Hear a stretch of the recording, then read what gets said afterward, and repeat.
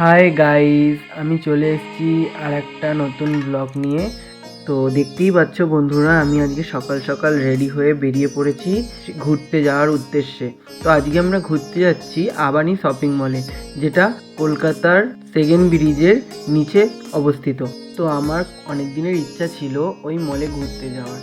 তো আমার বন্ধু গেছিলো ওই শপিং মলে শপিং করতে।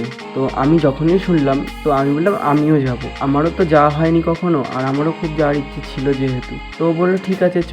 ও কিছু শপিং করার জন্য গেছিলো, তো আমিও চলে এসেছিলো, দেখতেই পাচ্ছ। তো আমরা অলরেডি শপিং মলের ভেতর ঢুকে পড়েছি এবং ঢুকতেই দেখি নিচে একটা চাইল্ড পার্ক রয়েছে। তো ওখানে দেখি একটা টয় ট্রেন রয়েছে, যেখানে বাচ্চারা খুব আনন্দ সহকারে ঘুরে বেড়াচ্ছে এবং নিচে রিল্যাক্স চেয়ার এবং আরও অনেক কিছুই রয়েছে বাচ্চাদের। তো আমরা চলে এসেছি একটা মলের ভেতরে।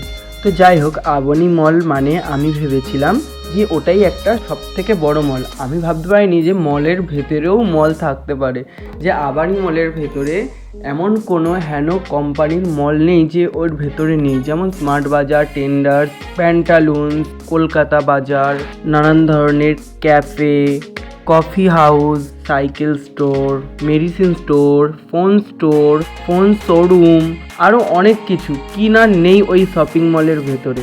আপনারা যদি ওখানে যান তো আপনাদেরও চোখে তাক লেগে যাবে যে এমনও হতে পারে একটা শপিং মলের ভেতরে এতগুলো শপিং মল। তো তারপরেই আমি চলে এসেছিলাম সেই চাইল্ড পার্কে। তো চাইল্ড পার্কের ভেতরে ঢুকতেই দেখি একটা বাচ্চা দড়ির মধ্যে এমনভাবে লাফাচ্ছে, যদি দড়িটা ছিঁড়ে পড়ে তাহলে কি হবে তার ঠিক নেই।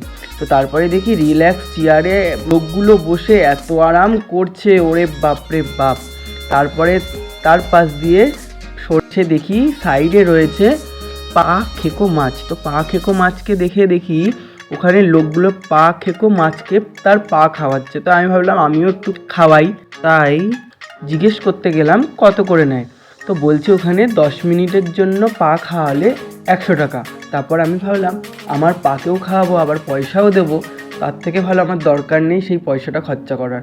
তো আমি সেই পয়সাটা আমার নিজের পকেটে গুঁজে নিয়ে চলে এলাম স্মার্ট বাজারে। তো স্মার্ট বাজারের সামনে দিয়ে ভিডিও করতে করতে যখন এন্ট্রি পয়েন্টে ঢুকছি, ওখানে সিকিউরিটি গার্ড চেকিং করে ঢোকাচ্ছিল। তো আমি তো জানি না যে ও ভিতরে ভিডিও করা বারণ। পেছন দিক দিয়ে সিকিউরিটি গার্ড আমাকে ডেকে বলছে এখানে ভিডিও করা বারণ আছে, তুমি এখানে ভিডিও করতে পারবে না। তো আমি কোনো রকমে তাড়াতাড়ি 4-5টা ভিডিও করে আমি ভিডিও ক্যামেরাটা বন্ধ করতে বাধ্য হয়েছি। তারপর মল থেকে বেরিয়ে একটা পাশের হোটেলে এসে মোমো খেয়ে বাড়ি চলে এসেছি। আজকের ভিডিওটা এইটুকুনি। পরবর্তী ভিডিও দেখার জন্য আমার চ্যানেলটাকে লাইক, কমেন্ট অ্যান্ড সাবস্ক্রাইব করে দিও।